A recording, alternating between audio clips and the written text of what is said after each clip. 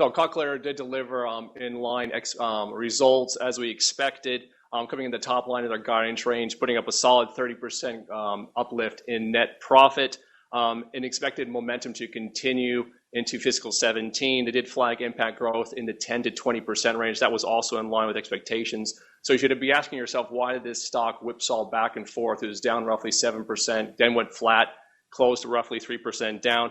It's really a question of trading levels. Here, the stock is trading at 30 times forward earnings. It literally leaves little room for error, and there's a lot of moving parts in this result. It shouldn't be this confusing. This is a simple business, and it didn't present very well. I'll actually tell you, kind of leaving us as well as a number of investors kind of wanting more and looking at this new business model. Remember, this is a traditional medical device company transitioning into a service model.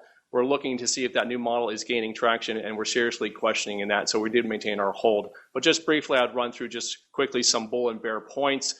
First on the bulls, 30% rise in net profit, as I said, really underpinned by a 23% top line gain. That was really good to see. That broke the $1 billion mark for the first time in the company's history.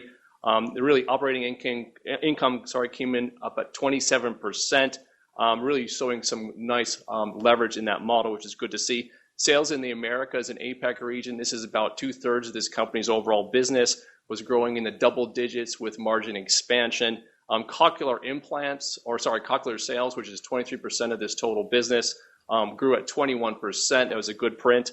And cochlear implantation, so the unit growth themselves, this is the main fundamental driver that we look for the growing in its install base, was up 12%. That is the top of the underlying market growth rate. So good to see there. And they did name that growth, or they did flag, that growth was increasing in developed as well as emerging markets. They also pointed out that second half momentum was increasing in developed markets, and they said July was ahead of forecast. And let's turn roughly to the bear points. So 53% of these sales are driven by Forex. 90% of this company's revenue is denominated in foreign currency, and obviously that was favorable for them. Their lower yielding China tender business represents 11% of the total underlying cochlear implantation growth.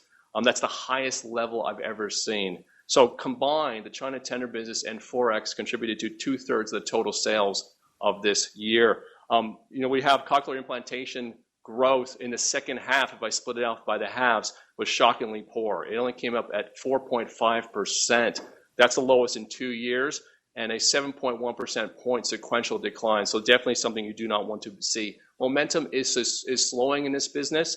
Profit growth by their own guidance is down 66%. We have cash flow that's going backwards. Operating cash flow is down 4%. Working capital was soft, increasing tax. Free cash flow was down 17%. And we have SG&A growing at a whopping 25%. And that, as far as I'm concerned, it's the highest in the decade. I can't go back in my model that far. It's the highest growth rate, and it's going to keep going forward. The company did write off $16 million in inventory. That's roughly 10% on obsolete products as well. So bottom line here, we have a new CEO at the helm. He's been there less than a year. As I said, he's trying to transition this traditional business medical device company into a service model. It seems like he needs to get more traction. I'm not convinced that this model is playing out given the second half result. And definitely when it's trading at 30 times forward earnings, even on my new revised numbers, I want to see it from the sidelines. Don't really want to be there in the name.